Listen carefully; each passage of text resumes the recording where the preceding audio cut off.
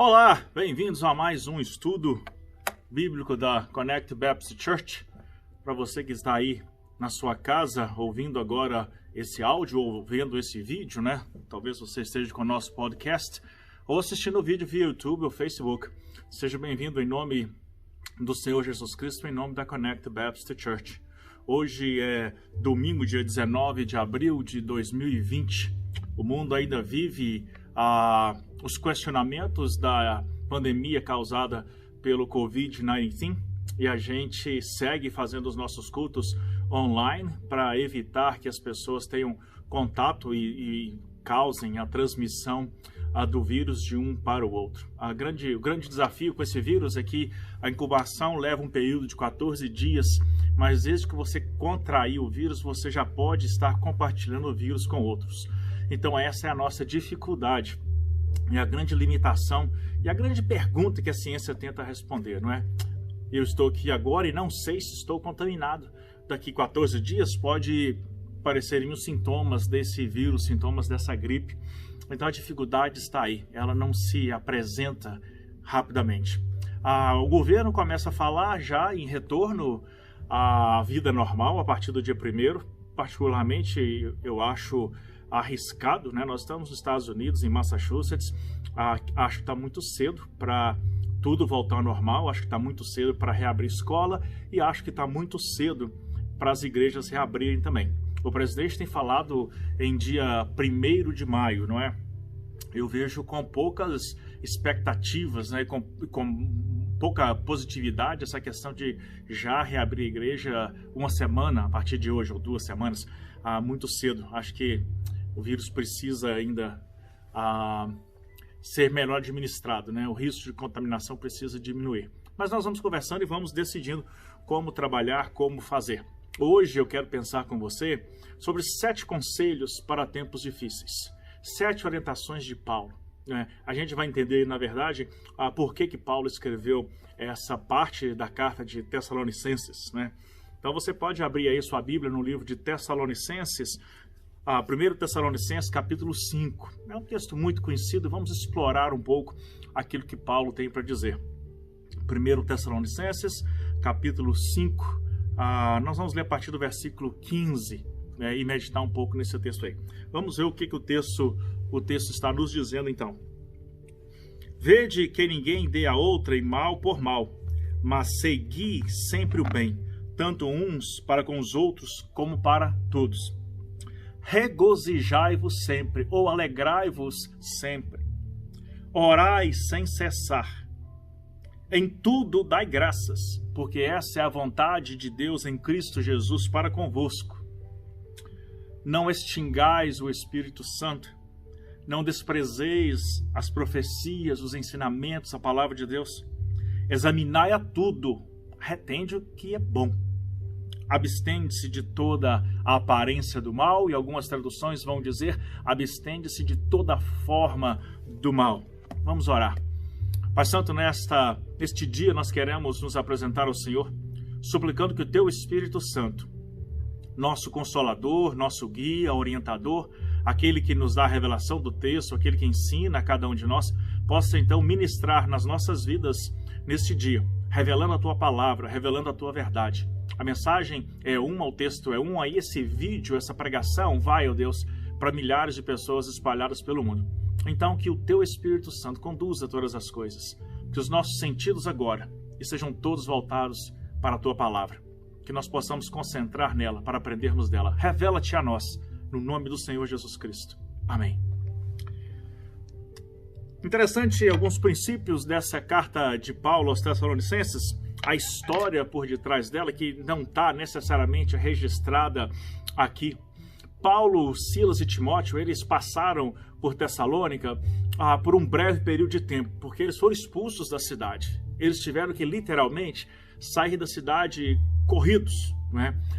E parece a impressão que dá, e alguns estudiosos defendem essa linha de pensamento, de que Paulo escreve essas 2 cartas, na verdade, para concluir o ensinamento dele àquela igreja, para passar para aquela igreja informações que ele não teve tempo e oportunidade de ministrar antes.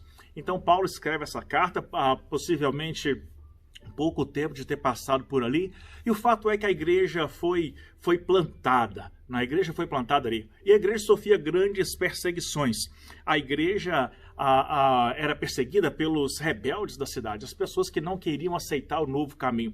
Os próprios judeus e muitos pagãos também. Havia muita libertinagem naquela cidade, havia um mau entendimento sobre a questão sexual, havia muitas preocupações no coração de Paulo sobre aquela igreja.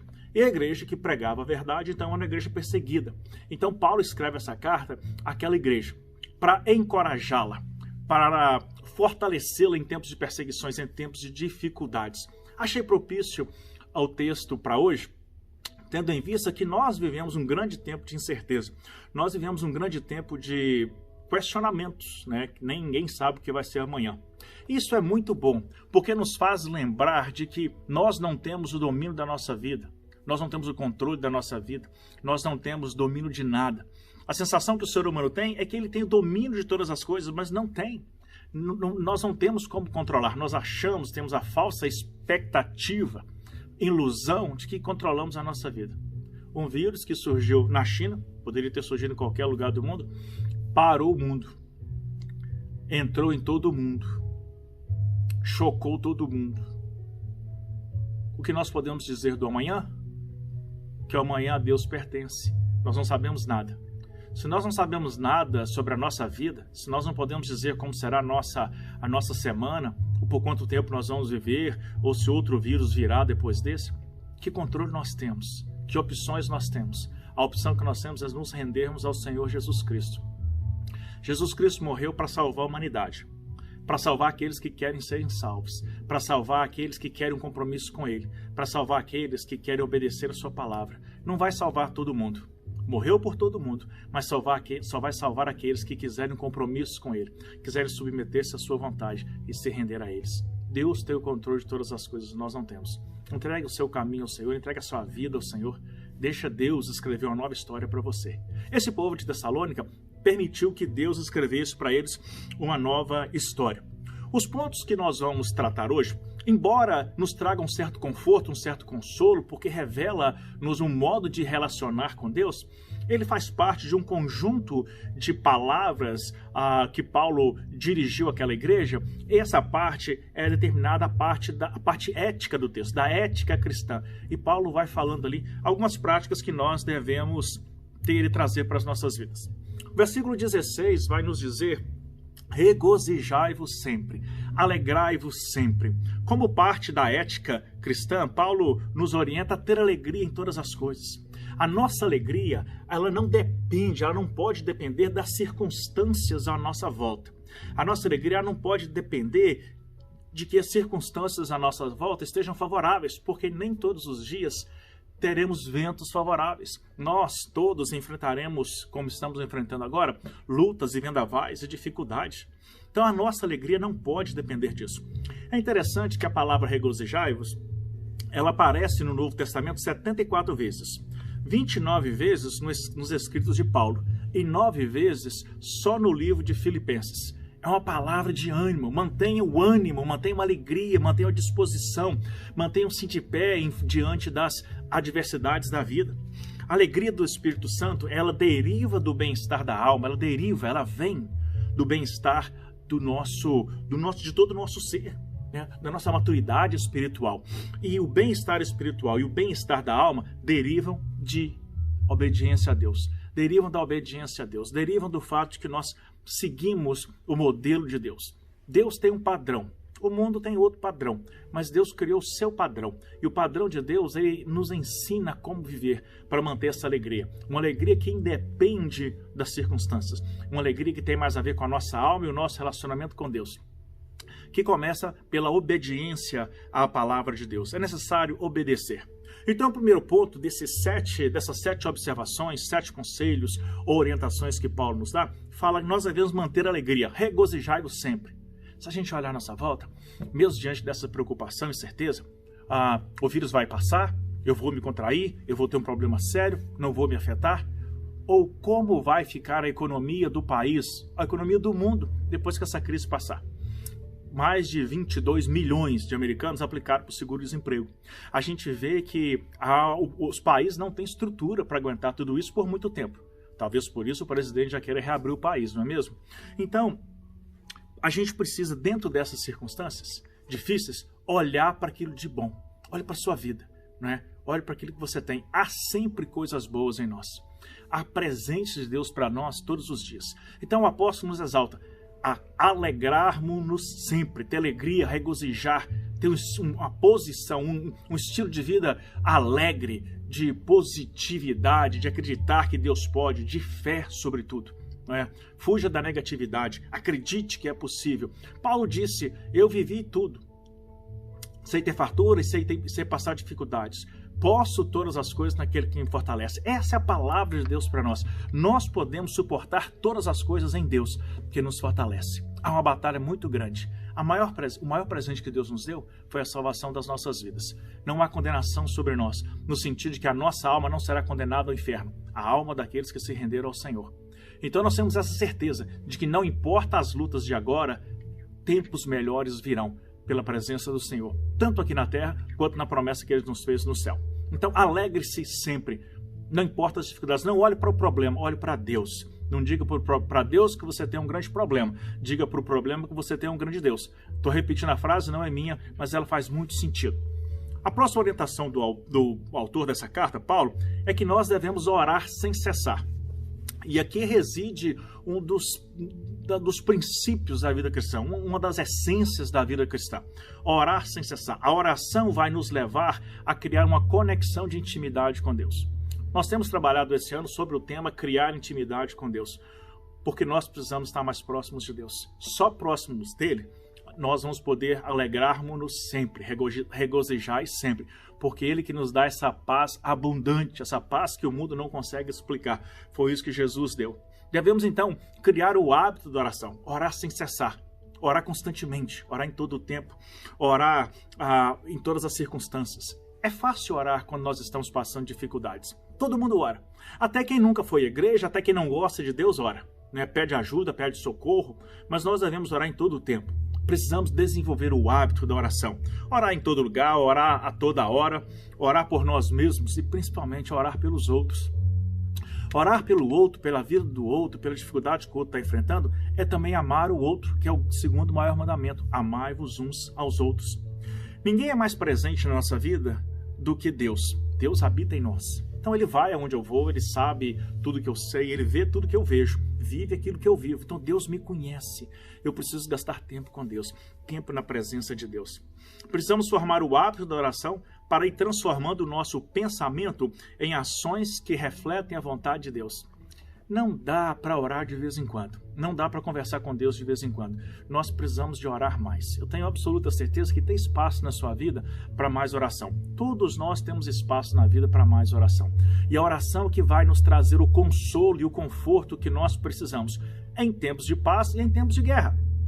Em tempos de segurança e em tempos de lutas. Em tempos de regozijo e em tempos quando nós enfrentamos problemas pessoais ou problemas globais como nós estamos enfrentando agora. Deus pode trazer essa paz. Deus pode gerar em nós essa paz. Mas você precisa buscar a presença de Deus. Precisa criar um hábito de orar. Precisa criar o costume de orar. Ajoelha, ou senta, ou deita, mas converse com Deus, fale com Deus, bata papo com Deus. No trânsito, no trabalho, não precisa ser aquele horário específico em casa, em todo o tempo, a qualquer momento. Ore por você, ore para pedir aquilo que você precisa para Deus. É essa a palavra que Paulo, escrevendo aos Filipenses, nos orienta. E também a gente precisa orar pelos outros, interceder pelos outros. Precisamos orar. Orai sem cessar. É o que nós precisamos, irmãos, nesse tempo difícil, nesse tempo de luta, nesse tempo de incertezas, nesse tempo de busca. Ore, gaste tempo com o Senhor. O versículo 18 desse texto vai nos levar a um outro raciocínio. Então nós devemos alegrar-nos sempre, devemos orar sem cessar. E agora ele diz que em tudo dai graças, em tudo devemos agradecer. Não porque é nossa vontade, mas porque é a vontade de Deus em Cristo Jesus para nós. Deus espera que nós sejamos gratos. É isso que o texto está dizendo. É isso que o texto está nos informando. Em tudo dai graças. Não importa a situação, dê graças. Não importa a situação, agradeça a Deus. Precisamos desenvolver um coração grato a Deus. Nesse tempo de dificuldade, Ele é que pode nos socorrer. Nesse tempo de dificuldades, é Ele que vai nos socorrer. Mas nós precisamos ser fiéis a Deus agora no tempo da dificuldade, ter um coração grato ao invés de um coração rebelde e duro, para que Ele, ao seu tempo, nos exalte, para que Ele, no tempo dele, possa nos restaurar a segurança e a paz. Mas Deus espera que nós sejamos gratos, no muito ou no pouco, na abastança ou na dificuldade, na fartura ou na limitação. Seja grato, porque é o desejo do coração de Deus que você seja grato. A Bíblia é cheia de exemplos de gratidão, cheia de momentos, de ações de graça. A Bíblia é repleta disso e isso faz parte dos ensinamentos da palavra de Deus. Deus espera que eu e você tenhamos um coração grato. Não importa a circunstância. Talvez todos os seus sonhos foram frustrados. Talvez você está super decepcionado com a vida e até decepcionado com Deus, porque você esperava uma resposta, você esperava um caminho, uma direção, e essa direção não veio. Deus tem planos maiores do que os nossos. Os planos dele são mais altos, mais elevados do que os nossos. Isso é o que a palavra nos diz. Confie no Senhor, que mesmo dentro da sua perda, mesmo diante da sua derrota, Deus pode consolá-lo. Deus pode trazer para você a paz que você precisa para recomeçar. Se há sucesso, devemos agradecer a Deus. Momentos que a gente deve dar graças a Deus. Quando há sucesso de um empreendimento, Neemias fez isso. Também quando há insucesso, quando a gente falha, quando a gente erra, porque o erro e a falha, as perdas fazem parte da nossa vida, mas nós aprendemos com todas elas. Então, apesar de ser difícil agradecer por uma dor, agradecer por uma perda, seja ela em que termos for, seja ela do que for, é difícil agradecer quando se perde. Mas nós devemos agradecer porque nós tiramos da perda, do prejuízo, do dano, aprendizado, para que a gente não repita aquilo de novo. Também antes das refeições, você tem o hábito de agradecer a Deus antes das refeições? A gente precisa desenvolver esse hábito, quem ainda não tem. Sabe por quê, irmãos? O alimento não é garantido. Nem todo mundo tem o que almoçar, nem todo mundo tem um café pela manhã, um pedaço de pão para comer, nem todo pai tem um alimento para dar para os seus filhos de manhã antes deles irem para a escola. Não é? Então, se nós temos esse privilégio, se você tem esse privilégio, dê graças a Deus pelo alimento. E se você faz parte da turma que não tem, confie em Deus, que Deus pode prover. Deus é um Deus de milagres, Ele transforma situações, Ele transforma histórias. Mas ao sentar na mesa, seja sozinho, seja com a sua família, seja em casa, ou seja em um lugar público, agradeça a Deus pelo alimento. Muita gente não tem. Há muitas pessoas passando apertos financeiros tremendos na vida. Há muitas pessoas enfrentando limitações grandes na vida. Há muitas pessoas que não tiveram o que comer hoje pela manhã e não vão ter o que comer hoje pelo resto do dia. Então agradeça. Um simples alimento, um copo de café, um pedaço de pão. Agradeça a Deus. É provisão de Deus. Jesus sempre deu graças antes de comer. Jesus sempre entendeu isso e sempre ensinou isso. Ter o que comer, então, é um privilégio, é uma bênção, é um presente dado por Deus como resultado do trabalho que Ele nos permite ter. Porque você sai todo dia para trabalhar, já é outro motivo para agradecer a Deus. E você trabalha duro e ganha o seu sustento, mas é porque Deus permitiu. O Salmo 27 vai dizer que se o Senhor não estiver envolvido nas nossas vidas, nas nossas atividades, de nada adianta. Então, se você tem trabalho, foi por permissão de Deus. Se você tem saúde para ir, para executar o trabalho, é permissão de Deus. Nesse tempo de crise, muita gente está desempregada. Eu mencionei os mais de 22 milhões. Essa informação já tem alguns dias, de 22 milhões. Na verdade, 22,2 milhões de pessoas aqui na América do Norte, Estados Unidos, que aplicaram para o seguro-desemprego. Ontem, eu passando por um dos websites do Brasil, de notícias, eu vi que uma fábrica em São Bernardo do Campo, Ribeirão Preto, me fugiu o nome agora, fechou. 400 pessoas ficaram sem emprego. 400 famílias perderam o emprego. Há muita insegurança. Há muita incerteza. Há muita gente com medo da dificuldade. Há muita gente enfrentando dificuldade. Precisamos dar graças a Deus pelo trabalho que temos. Se ainda estamos conseguindo produzir. E ter certeza de que Deus vai suprir todas as nossas necessidades em Cristo Jesus. Se você crê, diga amém. Precisamos dar graças pelo suprimento das nossas necessidades físicas. Coisas que a gente não pensa. Eu hoje me levantei pela manhã, já estou aqui na igreja ministrando para você, tem um equipamento aqui, tem um ambiente seguro para me ministrar, não estou sendo ameaçado por ninguém, por nada, tenho liberdade para falar da palavra de Deus para você. Tudo isso não são coisas garantidas. Há muitos pastores, pregadores, crentes como você, que estão por aí em países onde a igreja é perseguida. Paulo foi perseguido nessa própria cidade para a qual agora ele escreve, não é? E há muita perseguição hoje também. Então agradeça a Deus pela liberdade que você tem, pelo suprimento das nossas necessidades físicas. Moradia, vestuário, medicação, trabalho, alimento, eletricidade, água potável. A gente abre a torneira, a água sai, a gente usa dela abundantemente. Esquece de lembrar que há no mundo milhões de pessoas que não têm água potável, não têm água encanada chegando em casa. A mobilidade, né, o privilégio de ir e vir, de se movimentar, saúde, comunicação, saber e poder se comunicar, liberdade, né, de saber que não há condenação da nossa alma, educação, habilidade para aprender, para crescer e se desenvolver e tantas outras coisas que a gente tem que agradecer no pior dia da sua vida, no seu dia mais difícil da vida, haverá lá coisas para você agradecer a Deus. Nada na vida é garantido, tudo é uma dádiva de Deus, é um presente de Deus. Queridos, existem dois estilos de vida. Eu preciso dizer isso porque eu não estou falando somente para a igreja. Eu estou falando para a igreja, estou falando para o público em geral. Estou falando para pessoas que nunca foram a uma igreja, pessoas que nunca leram nada da Bíblia, pessoas que tenham antipatia de igreja, antipatia de crente, a raiva de crente. Então eu estou falando para dois grupos de pessoas. Existem dois estilos de vida. O estilo de Deus, o padrão de Deus e o padrão do mundo. As coisas do mundo são contrárias às coisas de Deus. Os valores do mundo são contrários aos valores de Deus. O padrão de vida de Deus é mais elevado, ele é diferente, ele é mais refinado do que o padrão de vida do mundo. Não dá para viver aqui no padrão de vida de Deus como se a gente estivesse lá fora. As duas coisas não podem se misturar, elas não vão se misturar.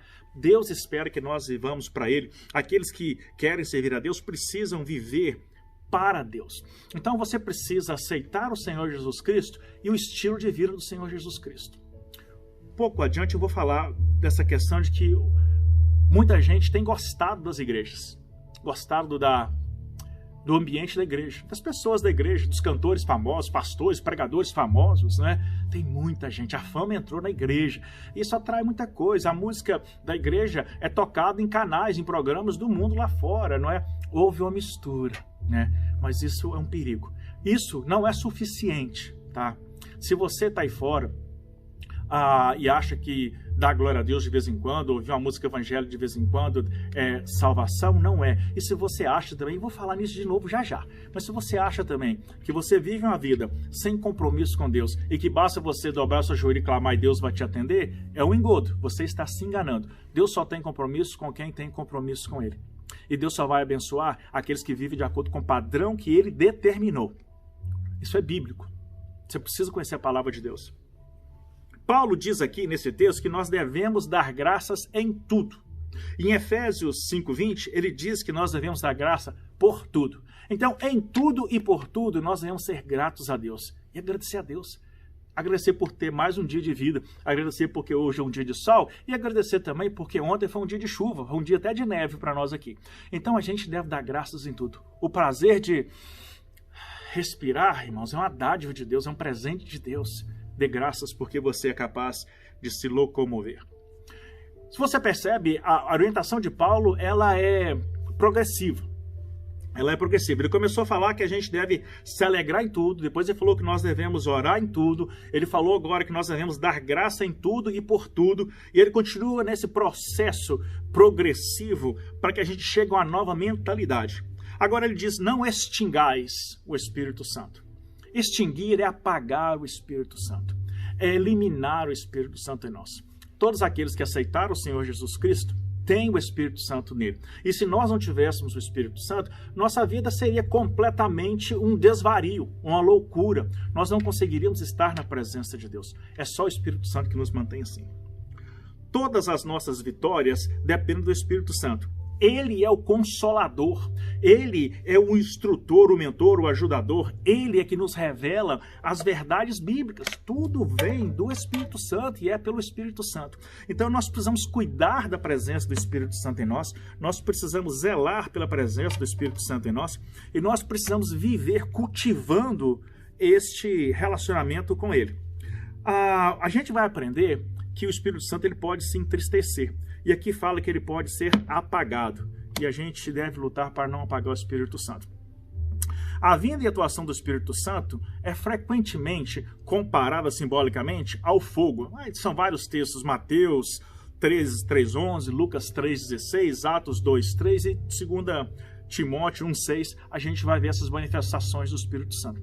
Ele é uma chama ardente em nós. E nós precisamos cuidar dele. Devemos ter cuidado para não apagá-lo na nossa vida, não eliminar a sua existência da nossa vida. O que é que suprime? O que é que apaga? O que é que extingue a presença e a ação do Espírito Santo em nossas vidas? Nós somos servos de Deus. Deus nos convidou a servi-lo. Mas Ele, ao mesmo tempo, nos dá a liberdade de fazer aquilo que nós queremos fazer. Deus quer salvar todo mundo e aqueles que querem ser salvos por Deus precisam reconhecer que são pecadores, entregar a sua vida a Jesus e viver uma vida diferente, uma vida segundo os princípios de Deus. Mas dentro desses princípios de Deus, dentro de viver essa vida diante de Deus, nós precisamos desse relacionamento com o Espírito Santo, porque sem Ele não é possível. Então, o que apaga ou extingue o Espírito Santo em nós? O pecado. Toda forma de pecado, qualquer forma de pecado. Né? Deus, eu estava falando, Ele nos dá a liberdade de escolher. Então, eu preciso render-me voluntariamente, dizer, sim, Senhor, faça. Porque eu honro a Deus, porque eu temo a Deus, porque eu faço parte desse povo de Deus. Eu não quero viver conforme o padrão do mundo. Eu quero viver de acordo com os princípios de Deus. Então, isso permite que eu alimente o Espírito Santo em mim. Então, se eu quiser não mais viver dessa maneira, visando crescer no conhecimento da palavra, para ir melhorando como ser humano, porque não há ser humano perfeito, meus queridos. Não há igreja perfeita, não há pastor perfeito. A igreja não é perfeita. A igreja é cheia de pecadores que sabem que são pecadores e estão lutando para não ser. Estão buscando no aprendizado da palavra capacidade para não pecar mais, para pecar menos. Mas Deus me dá a liberdade de desistir dessa caminhada em qualquer momento. Deus não me obriga. Então eu voluntariamente preciso me esforçar para manter um relacionamento com o Espírito Santo. O pecado apaga o Espírito Santo em mim, o desinteresse pela palavra de Deus, pelas coisas de Deus, apagam a ação do Espírito Santo em mim, a falta de oração, que é comunhão com Deus, nós falamos lá atrás, orar sem cessar, não é? Também a falta de comunhão com Deus, ela atrapalha o nosso relacionamento com o Espírito Santo, a falta de obediência e a infidelidade à palavra de Deus. Tem que obedecer a palavra de Deus. Não dá para achar que é de Deus e ser diferente. Afastamento da igreja. Muita gente se afasta da igreja, não é? Hoje, nesse tempo, as pessoas têm que estar em casa, vendo o culto, não tem outra saída. Mas muita gente se afasta do convívio do povo de Deus. A gente precisa estar conectado uns com os outros, porque uns ajudam os outros. Nós vamos nos apoiando. Também em Gálatas 5, 19 a 21, nós encontramos o seguinte lista de coisas que desagradam o Espírito Santo. Porque as obras da carne são manifestas, as quais são o adultério, a fornicação, a lascívia, a idolatria, a feitiçaria, inimizades, porfias, emulações, iras, pelejas, dissensões, heresias, invejas, homicídios, bebedices, glutonarias e coisas semelhantes a essas, acerca das quais vos declaro, como antes já vos disse, que os que tais coisas cometem não herdarão o reino de Deus. Perceberam a diferença? Perceberam que há um modelo a ser seguido? Então não é Jesus vai salvar todo mundo que vive de qualquer maneira. Não, aqui nesse texto, e é só um dos vários textos que a Bíblia traz sobre aquilo que Deus condena, aqueles que não vão se qualificar para o céu. A palavra é essa, irmãos. Nós precisamos nos qualificar para o céu. Jesus Cristo morreu para salvar todo mundo, mas nem todo mundo vai se qualificar, porque nós temos o direito de escolha e você pode escolher o certo ou o errado. Alguém pode frequentar a igreja a vida inteira e nunca ter uma comunhão com o Espírito Santo. Muita gente gosta da igreja e eu vou falar um pouco disso já já. Essa questão de gostar da igreja, mas não ter compromisso com a palavra de Deus. O versículo segue dizendo então, vá percebendo a progressão aí. não desprezeis as profecias. O que são profecias? São os ensinamentos. Hoje nós temos as profecias registradas na Bíblia. A Bíblia é a palavra de Deus que foi escrita por homens inspirados por Deus. E agora, essas profecias são ministradas a você por vários pregadores da palavra. O próprio Espírito Santo ministra a você. Nós não devemos desprezar o ensinamento, todo ele. Há pessoas que são seletivas na escolha daquilo que quer estudar da Bíblia, daquilo que vai aceitar como verdade. Mas a Bíblia não é verdade, aquilo que ela fala precisa ser cumprido. Ou nós vamos estar vivendo em desacordo com aquilo que Deus espera de nós. Timóteo 3,16 diz assim: toda a Escritura é inspirada por Deus e útil para nos ensinar o que é verdadeiro e para nos fazer perceber o que não está em ordem em nossa vida. Ela nos corrige quando erramos e nos ensina a fazer o que é certo. A palavra de Deus nos ensina a fazer o que é certo segundo a vontade de Deus.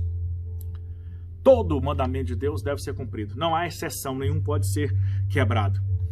A palavra de Deus, ela vai sempre confrontar o nosso pecado. E pelo fato de ela confrontar o nosso pecado, ela se torna um pouco desagradável. Porque ela vai nos tirar da zona de conforto, ela vai apontar para nós o dedo, ela vai dizer, olha, nessa área você está errando, nessa parte aqui você está errando, você precisa mudar. E a gente não quer saber disso. Vamos ser honestos, hoje em dia, no tempo que nós vivemos, poucos adultos têm um interesse em aprender. Às vezes você vai, senta no banco da igreja, mas no fundo você não está ali para aprender, está ali por outras razões. A gente precisa aprender, a palavra de Deus vai sempre nos corrigir, a palavra de Deus me corrige. Todo dia, todo tempo. Sempre há oportunidade para aprender, sempre há espaço para aprender. Então a gente precisa cuidar dela. A palavra de Deus é a única que apresenta Jesus Cristo, o caminho, a verdade e a vida, que pode levar você para o céu. Jesus Cristo disse, dou-lhes a minha paz vos dou. Não vula dou como o mundo a dá. Credes em Deus, crede também em mim. A paz que Jesus oferece é diferente, ele nos dá essa paz a todos aqueles que o recebem, a todos aqueles que decidem seguir com ele. Creia em Jesus Cristo e aceite Jesus Cristo como seu Salvador.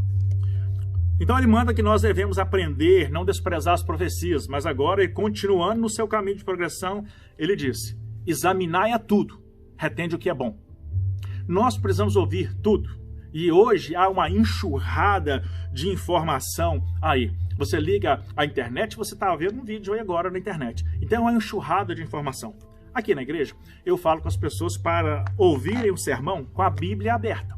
Porque elas vão poder conferir aquilo que eu estou falando. Eu convido você a abrir a sua Bíblia, acompanhar e ver se aquilo que eu estou falando aqui está certo, se está errado, se está distorcido. Paulo fala, examinai as Escrituras. Ele ensina, examinai a tudo e retende o que é o bom, ou retende o bem. Então você tem que saber filtrar essa enxurrada de informação. Uma igreja nova a cada tempo, um pastor novo, algo diferente. Todo mundo está por aí pregando algo, mas você precisa saber filtrar o que é certo, o que é errado, o que é exagero, o que é distorção, porque nem tudo é o que é, nem tudo é o que parece. Então você precisa conhecer a palavra de Deus. Como conhecer a palavra de Deus? Fazendo parte de uma igreja, participando das várias classes que essa igreja oferece, dos vários ministérios que elas oferecem, dos cultos de pregação. E, sobretudo, desenvolver individualmente o momento devocional com Deus, o momento de estudo da palavra de Deus. Se você vai prestar concurso, você vai passar dias e horas a fio estudando para ser aprovado naquele concurso. Mas a maior aprovação que você precisa ter é a salvação da sua alma, a salvação da sua vida. Então, se se trata de morte ou vida, por que não gastar tempo estudando a palavra de Deus? Pega um lápis colorido, um highlight, vai marcando, vai destacando, vai fazendo anotações para você mesmo. Essa questão de comparar textos sempre existiu. Eu acabei de dizer, desse texto de Tessalonicenses, que Paulo foi escorraçado da cidade, ele teve que sair correndo da cidade. E ele saiu correndo dessa cidade e foi parar numa cidade chamada Bereia. E lá ele foi pregar a palavra. Veja o que aconteceu, de acordo com o que está registrado em Atos, capítulo 17, do versículo 10 e 11. Ao anoitecer, os irmãos enviaram Paulo, Silas a Bereia. Quando lá chegaram, foram à sinagoga judaica. Os judeus que moravam em Bereia tinham a mente mais aberta do que os de Tessalônica, então eles estavam dispostos a ouvir. E ouviram a mensagem de Paulo com grande interesse. Todos os dias, examinavam as Escrituras para ver se Paulo e Silas ensinavam a verdade. Meus queridos, a gente precisa examinar as Escrituras. Você não pode aceitar como verdade tudo que está vindo por aí, porque a pessoa que falou é famosa, porque a pessoa que falou lidera uma mega igreja, tem milhões de seguidores aí no YouTube e outras redes sociais. Conheça a palavra de Deus, para que você não seja enganado.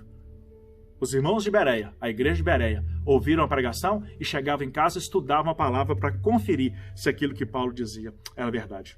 Chegando já no final da nossa meditação de hoje, o versículo 22 nos diz: abstende-se de toda aparência do mal. A tradução talvez vai dizer lá, abstende-se de toda forma do mal, né? E aqui o autor, de acordo com a Bíblia Almeida Revista Corrigida, ele usa a expressão abstende-se de toda aparência do mal, porque até a aparência do mal pode nos levar a algo errado. Para ter uma vida cristã sadia, para vivermos sem apagar o Espírito Santo em nós, para termos prazer e alegria na lei do Senhor, para ter o prazer de dar graças, né, ações de graças, e para ter alegria constante, precisamos nos afastar de toda forma do mal. Há um contraste, irmãos, entre o bem e o mal. A luz e a escuridão. O certo e o errado. Eu escolho o caminho que eu quero seguir. Mas as duas coisas não se misturam. O pecado é sujeira, o pecado é imundícia, o pecado é impureza, e Deus não se agrada do pecado. Deus não tolera nenhuma forma de pecado. Então os pecados precisam ser lavados e precisam ser perdoados. A gente tem que tomar cuidado nessa mistura, quando a gente quer se misturar com as trevas. Quando a gente permite que as trevas cheguem até a nossa vida, até a nossa igreja. O mundo pecaminoso, hoje, passou a aceitar a igreja, as suas músicas, os seus astros terrenos, o seu linguajar, né? A linguagem usada na igreja, embora não aceite a transformação de Deus. O mundo tomou posse da cultura cristã, como se ela fosse uma filosofia de vida.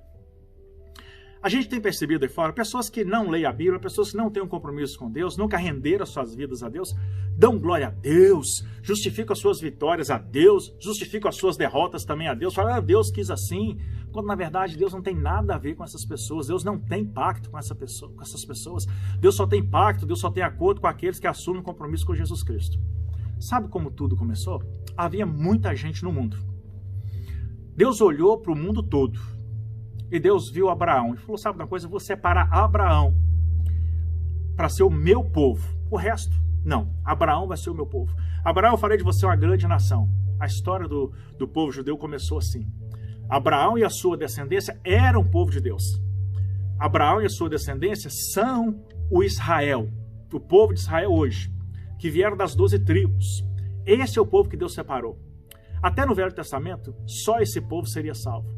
Mas por Jesus Cristo, o Senhor estende até nós outros, os gentios, os que não são da linhagem de Abraão, Deus estende essa salvação por Jesus Cristo.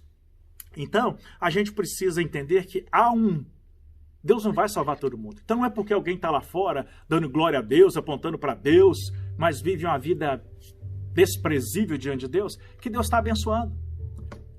A Bíblia fala que pelos frutos que as pessoas dão, nós vamos conhecê-los. Então, se você quer ter o privilégio de ser ajudado e abençoado por esse Deus, se você quer ter o privilégio da salvação que Jesus Cristo dá, se você quiser ter o privilégio de viver debaixo da proteção desse Deus, você tem que aceitar as regras desse Deus. Esse Deus tem regras. A Bíblia é o livro de regras de Deus. E você joga pelas regras de Deus. Do contrário, você não faz parte do povo de Deus. Dura essa palavra. Mas é verdade essa palavra. Leia a Bíblia e você vai descobrir. Nem todo mundo que está aí fora. Deus separou um povo. Aqueles que escolheram Jesus Cristo. Esses vão ser salvos. Só que esse povo aí fora, então, aceitou essa cultura. Tem muita gente aí fora que, quando criança, ia para a igreja. Mas quando cresceu, não era mais obrigado à igreja, se enveredou por caminhos contrários àquilo que Deus espera. E ainda carrega consigo os textos bíblicos que aprenderam, né? Dão glória a Deus, dão graças a Deus, acham que louvam a Deus, mas Deus não vai aceitar esse tipo de louvor porque o seu coração está impuro. A palavra de Deus nos diz disso. Nós precisamos lavar e nos purificar se a gente quer que Deus receba o nosso culto e a nossa adoração. essa orientação serve para você que ainda não aceitou Jesus Cristo e serve para você que frequenta a igreja toda semana. Como é que anda a sua vida? Né? Tem que pensar como é que está a sua vida. Então o mundo tomou posse dessa cultura e a gente não pode achar que porque eles dão glória a Deus e fazem as loucuras diante de Deus que fazem, que nós também podemos. E você que tem o hábito de dar glória a Deus sem ter compromisso com Deus, está perdendo seu tempo. Pense nisso e mude a sua atitude. Isso tudo que acontece é um engodo, porque Deus é santo e Ele exige de nós santidade. Sede santo porque eu sou santo, e você pode conferir esse texto lá no livro de Levíticos, no capítulo 20, versículo 7. Deus não se deixa escarnecer. Hoje, nesse tempo que nós vivemos, há grandes desafios. Essa mistura de ensinamentos, essa mistura que o mundo começa a aceitar a igreja. O mundo era separado da igreja, vivia separado, fazendo críticas à igreja. Hoje o mundo começa a aceitar a igreja, porque os cantores evangélicos viraram pops, são pop stars. Há grandes pregadores, escritores famosos, né, que estão aí também. Então o mundo começou a ver a igreja com outros olhos por causa dessas questões. Mas não se engane, Deus exige santidade, que nós possamos ser santo como Deus é santo, que nós possamos obedecer a palavra de Deus. Eu espero que essa meditação tenha sido útil para você, eu espero que essa meditação traga novidade de vida para você, eu espero que por causa dessa meditação a sua vida seja transformada.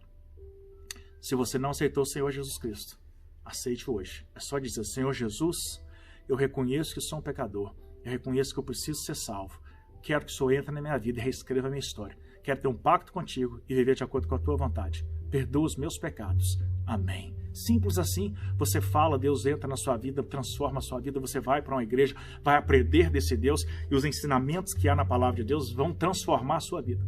O livro mais vendido e mais publicado no mundo é a Bíblia, a palavra de Deus. Leia a palavra de Deus. E para você que já frequenta a igreja há muito tempo, Deus não está interessado em frequentador de igreja. Deus está interessado em pessoas que querem compromisso com Ele. Deus não está interessado em quem na igreja canta, bate palma, levanta as mãos, chora. Não, Deus está interessado na sinceridade do coração. Deus não está interessado em crentes de domingo. Deus está interessado em crentes da semana toda, do mês todo, do ano todo. Crentes verdadeiros. Consulte a sua vida.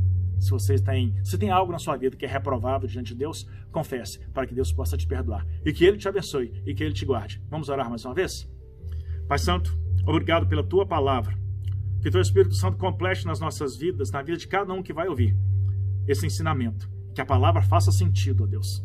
Que a graça do Senhor Jesus Cristo, que o amor insondável de Deus Pai, que as divinas e santas consolações do Espírito Santo, seja com o Teu povo espalhado pela face da terra, seja com aqueles que ainda não conheceram a Tua palavra, para que eles venham a conhecer a Ti, o único Senhor e Salvador. Oramos no nome do Senhor Jesus Cristo. Que você tenha uma semana abençoada, no nome de Jesus.